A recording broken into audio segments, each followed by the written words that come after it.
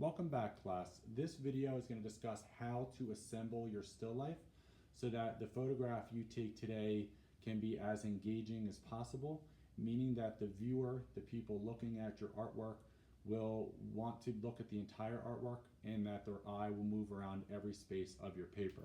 So I am going to move these objects to demonstrate some to-dos and what not to-dos.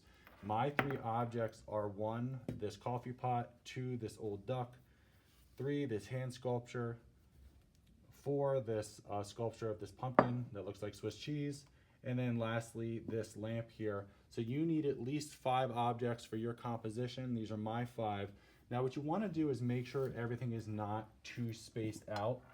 If everything is spaced too far apart, then you're not going to have that sense of motion throughout. So instead, you want to make sure everything is close, everything is touching one another, like that. So that creates a sense of motion so that the viewer's eye goes from one object to the other, up, down, and around. You want to make sure that you have all the objects close together, and again, that they direct your eye from one space to the other.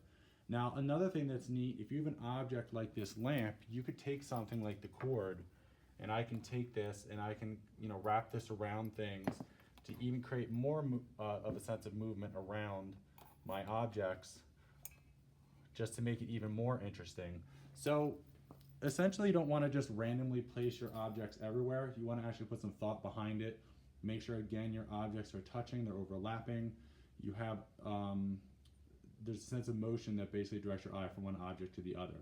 So please pick 5 objects from around your home that are of interest to you. Maybe just think that they're neat objects to draw, and or maybe they have some kind of personal significance to you, something that you use every day, or something that is just some kind of personal meaning to yourself.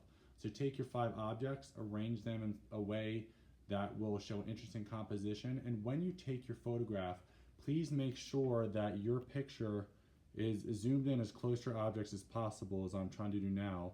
Take your screenshot of your composition, of your still life, and then submit that to your day 1 student progress for your grade today. Again, just make sure you have 5 objects, arrange them carefully on a flat surface, take your picture and submit it. That's all you need to do for today. And then in the next class, we're going to practice how to draw your still life while showing proper proportion and scale and a high level of detail as we begin our very first project. All right, guys, I look forward to seeing your photo submissions, and please message me if you have any questions. All right, bye, everyone.